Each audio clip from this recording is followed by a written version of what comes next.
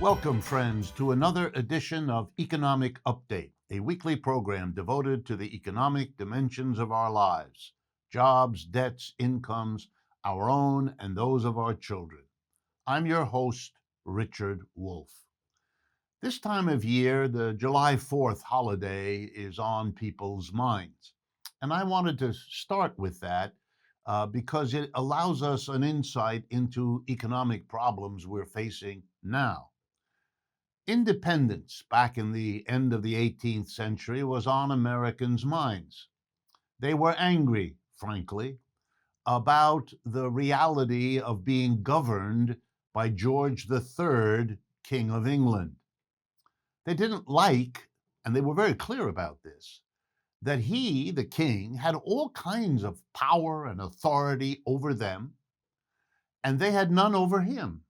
In other words, they were angry that the king could do all kinds of things that were good for the king, or maybe good for British Empire interests, but were not particularly good for the colonists here in what came to be known as the United States.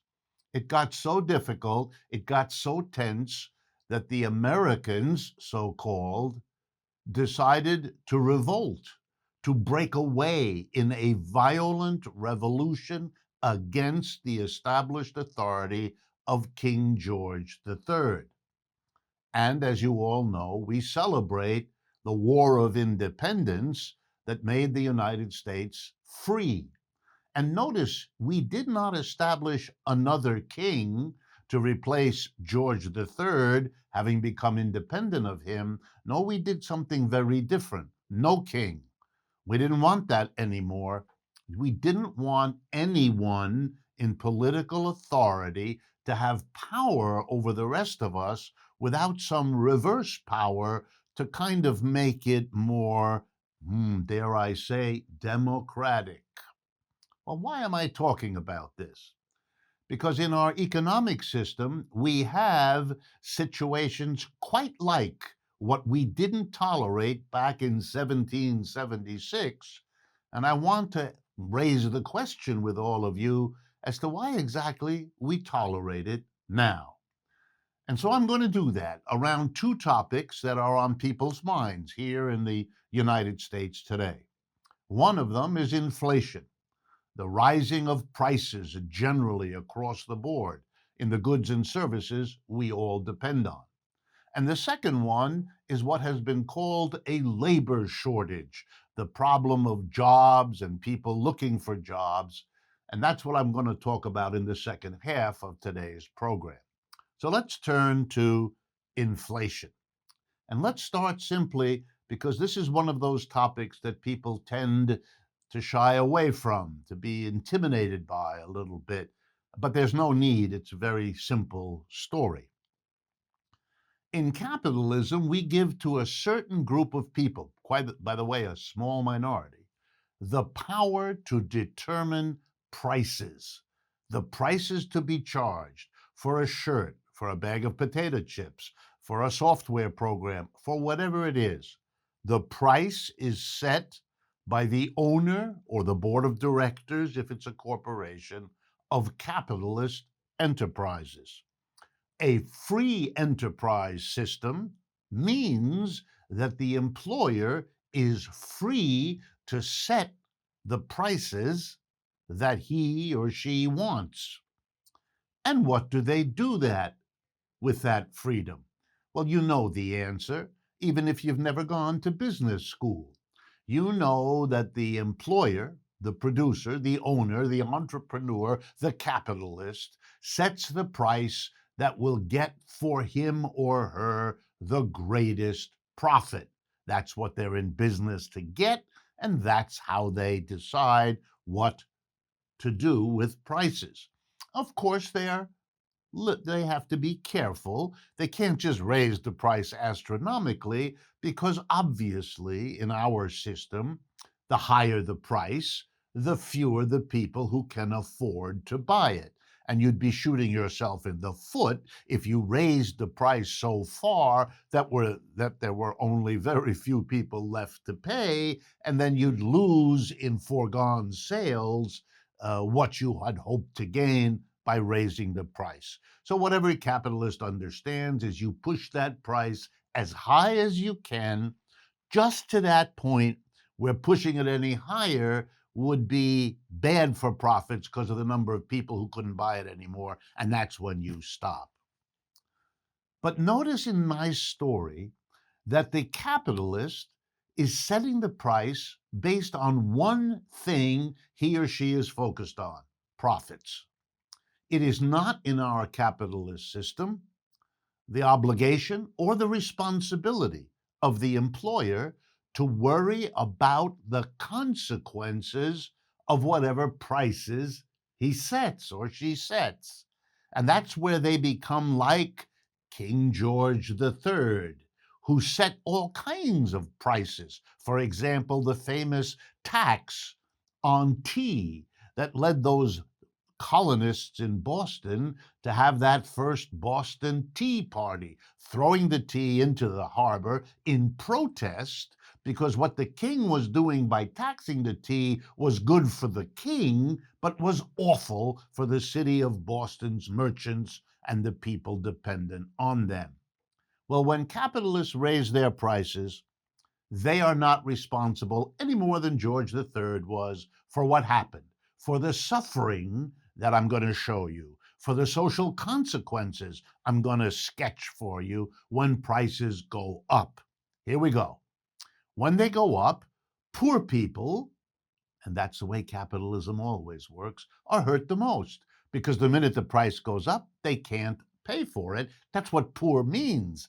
They can't do it. So their budgets are busted. So the families of poor people cannot afford whatever the price is that has just been raised by capitalists. And when they all raise them a little, or most of them do, we have that word inflation. And that's what's going on as I speak with you, as it has so often in capitalism. Well, let's look at the consequences. And they're funny in some ways because they're so complicated. Here's another thing people will do if prices go up. It won't just be that they don't buy stuff anymore, which poor people will have to live with the suffering that goes with that. And remember, they're already poor. But others amongst us will switch from the higher price to the lower price, maybe sacrificing something in the quality, maybe settling for something which won't last very long, and thereby discovering, as poor people do, that if you pay less and you get lower quality in the long run, it may very well cost you more. Here's what happened in the United States with inflation over the last 20 or 30 years. Everybody who used to go to stores where the prices were raised, the Sears Roebucks of America, moved over to the Walmarts of America because everything was cheaper there. And you know what Walmart did? It got those cheap goods people went to buy because they couldn't afford the rising prices of everything else. They went to a Walmart that brought in cheap Chinese goods. That's right. The raising of prices by American producers to get more profits for themselves drove millions of Americans to buy Chinese goods that were cheaper. The growth of China, the power of China, was in part supported by the reaction of Americans to the inflation built into our system because we let private enterprises raise profits by raising prices and not be responsible for what the social consequences were. You know, a rising price for the things you buy is just as devastating as getting less in wages. A cut in wages means you can't afford stuff, but rising prices means exactly the same thing. We have ways in our society to protest a wage cut, but how do you protest a price increase? Employers have no responsibility for any of this. Indeed, these days, as the Federal Reserve floods the economy with more and more money to try to give the economy a boost, here's what the Fed really hopes for: that with all this extra money, people will go and buy goods and services, and the capitalists will produce more to sell more. Well, they might, but if they're a free enterprise, here's something capitalists can do. Looking at all the money being pumped into the economy by the Federal Reserve, now by the deficit spending of the government under Biden as well, they have an option. They have a freedom. They can choose not to produce more goods to sell to the people with more money, but they can instead raise the prices, knowing that people with more money will be able to pay them. And it's easier and quicker to get more profits by raising your price than by going through all the labor of producing more goods. So capitalists are raising prices, and the reason is because they can, because that's what a free enterprise enables them to do without their having to worry about or take any responsibility for the social consequences of the prices they raise. They raise them for their private profit. We live with the consequences, but have no power over those price setters. Should remind you of King George III. Capitalists, however, don't want us to think about that. That's why there's always an excuse when capitalists raise prices. We're not supposed to understand they're doing that as they were taught in business school to protect or improve their profits. No, no, no. Here are the stories we hear. Ooh, we're raising prices because our workers have demanded higher wages, or because the government is charging us higher taxes, or because we have to pay more for our inputs. Notice, the capitalist who raises prices is never going to tell you, I'm doing that because I want and can get more profits that way. No, no, no, no, no. We're always taught that the poor capitalist is only doing this unpleasant thing because he or she is forced to by still others. Don't be fooled. Well, what's the alternative? The alternative is that prices are not set by one part of the economy, a small minority. Employers are a small minority of the people in our society. Why should they be able to set the prices? Here's a metaphor. We have traffic intersections in America, don't we? Where all of us who are going one place or another have to cross the same intersection more or less at the same time. Do we allow everyone to be, here we go, free? Do we have free traffic intersection maneuvers? No, we don't. We have a light that goes green or red. And some of us have to go when it's green and stop when it's red.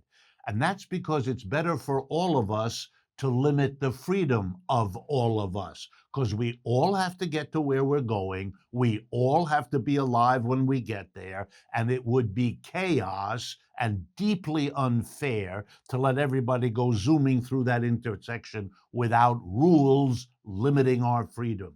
Well, you know something?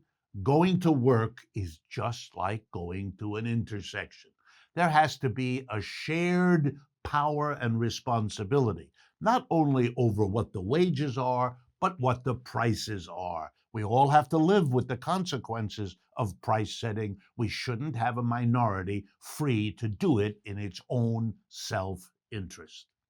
We've come to the end of the first part of today's show. Before we get to the second half, I want to remind you our new book, The Sickness is the System: When Capitalism Fails to Save Us from Pandemics or Itself, is available at democracyatwork.info/books. I also want to thank, as always, our Patreon community for their ongoing and invaluable support. If you haven't already, please go to patreon.com/economic update to learn more about how you can get involved. Please stay with us. After a short break, we'll be right back.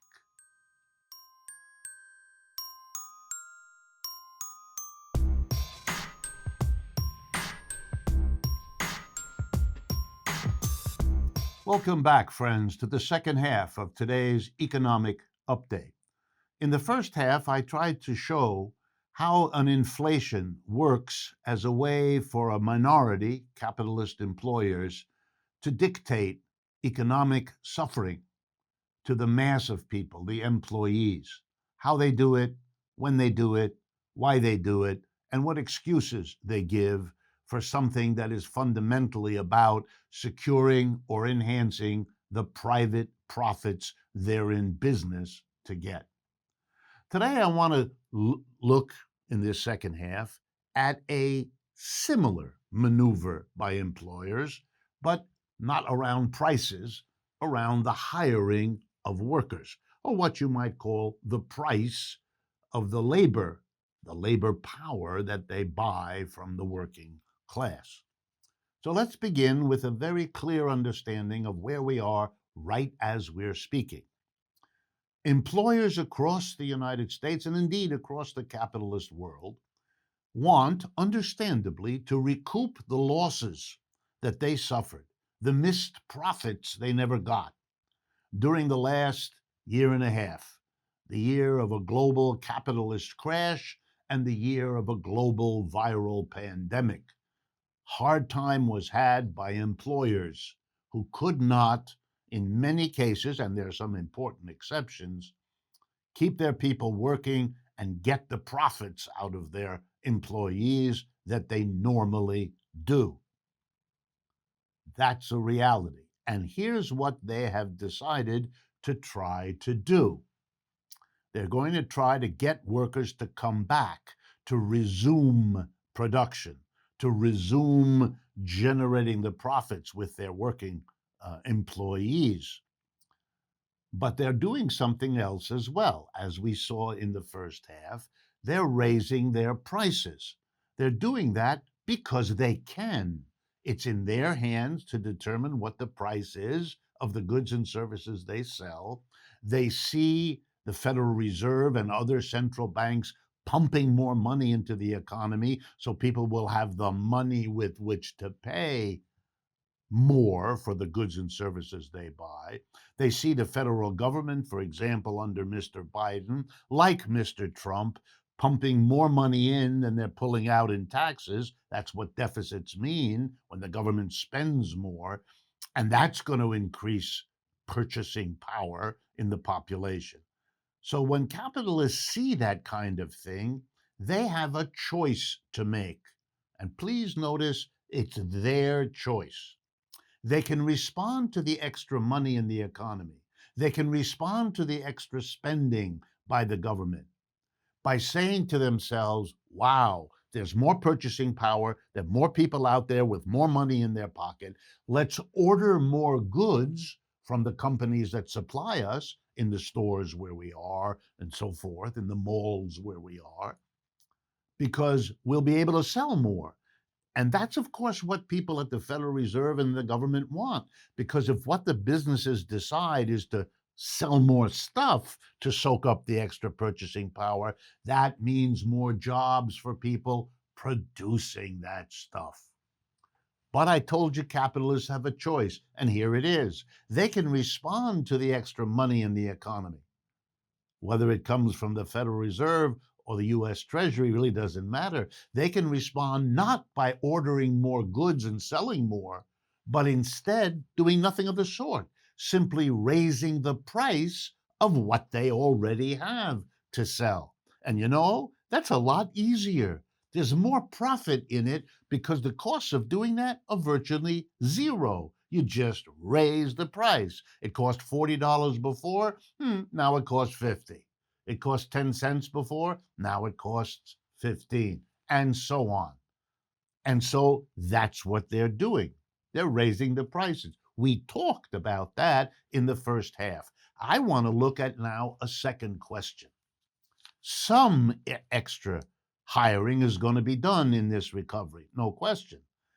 These companies that I talked about who raise prices know that part of what they're going to be doing is selling more goods and services. So they will have to hire more people.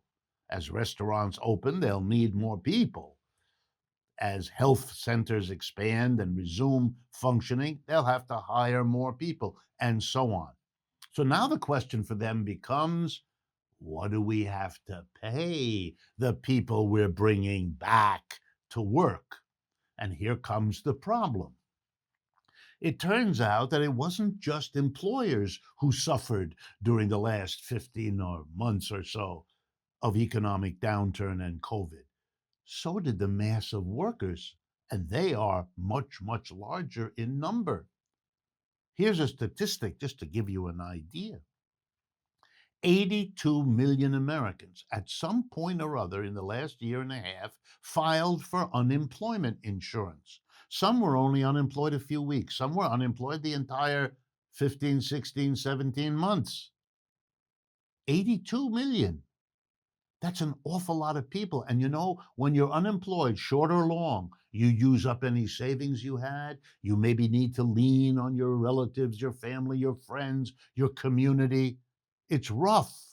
The working class has its problems coping with and coming back from and recovering. They need secure jobs, they need a higher income every bit as much and with just the same justification as the employer who wants to recoup some of his losses from the pandemic and the crash. But the employers don't want to pay higher wages. That's how they're going to get the extra profit that will help them recoup from the 16 months or 17 months of grief we've just gone through. So they want to be able to raise prices, you betcha. But they don't want to raise wages, you betcha, and for the exact same reasons. The bigger the profit for them, the more they can raise prices on the one hand and not raise wages on the other. So now you will understand why suddenly you hear all this talk about, quote unquote, get ready, labor shortage. What an interesting idea, and what total nonsense. What the employers are saying is, gee, there's not enough workers. Let me translate that into economics. There's not enough workers for you to hire at the wage you're offering. You're offering as much or less than you used to pay because you want to make profits, which is what you're in business to get. But you're not the only one who has to recoup the losses of the last 16, 18 months. Your workers are in just the same predicament, but you don't want to pay them a higher wage. Even as you raise your prices, you don't want to. But you don't say that because that would be honest and admitting how this system works, which is dangerous. So you come up with BS, labor shortage. Listen, Jack, you raise the wages, the shortage will vanish. The people will come knocking at your door. But you don't want that. And so, what is the point of this labor shortage noise? Here we go. 4 states in the United States have already acted on pressure from businesses talking about labor shortage. And you know what they've done? Exactly what those businessmen want. They have withdrawn their states from the federal program of giving an extra $300 a week to people on unemployment. Oh, now we get it. You're going to force people to go back to work at low wages by taking away a portion of the unemployment that they were entitled to help them through the crisis. The employers got billions of dollars to help them through. Remember the payroll protection plan, all the extras that were given to businesses? They wanted them, they got them, and they took them. But they're in the same process now, taking those away from the workers.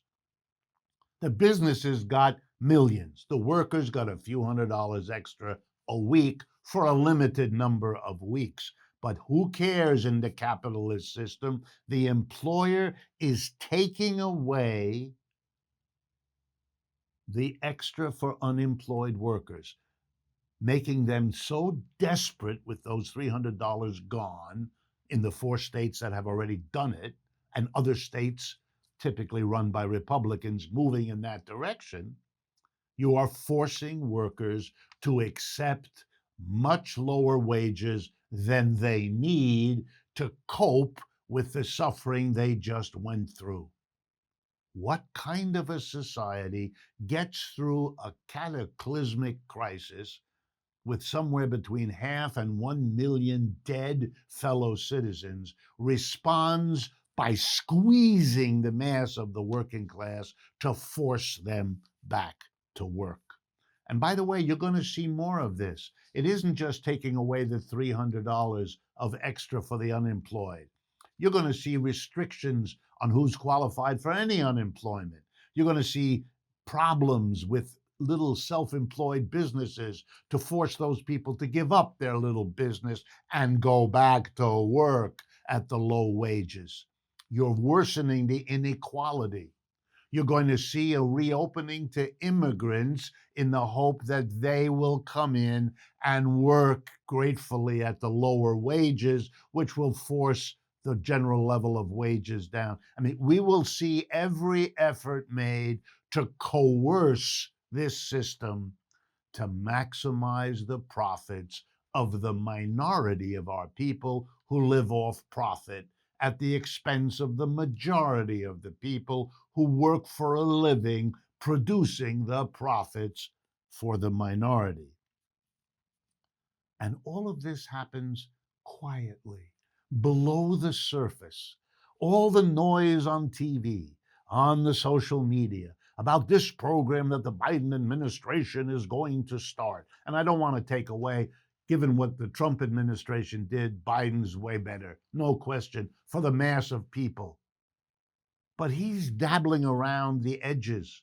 The hard reality of everybody's job situation is better captured by the sad story I had to tell you today. But that's why capitalism as a system is a problem, because right below the surface of the rhetoric, there's this relentless reality in which a tiny group of people have the power.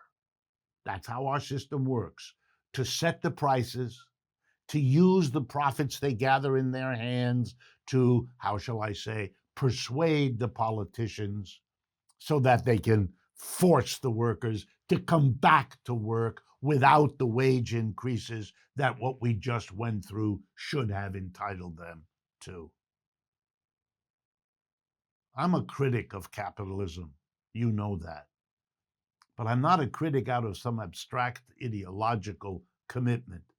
I'm a critic because I can see every day the regular routine realities of this system grinding the mass of people for the benefit of the few.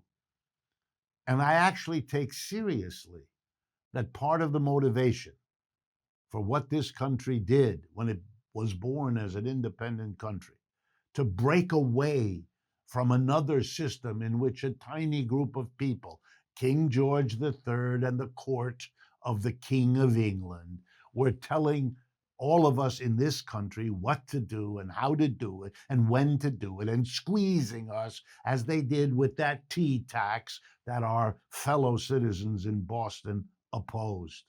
And we broke away from them. We had a revolution to get free, not just of King George III, but of the whole king monarchical system, which is why we didn't reproduce it here.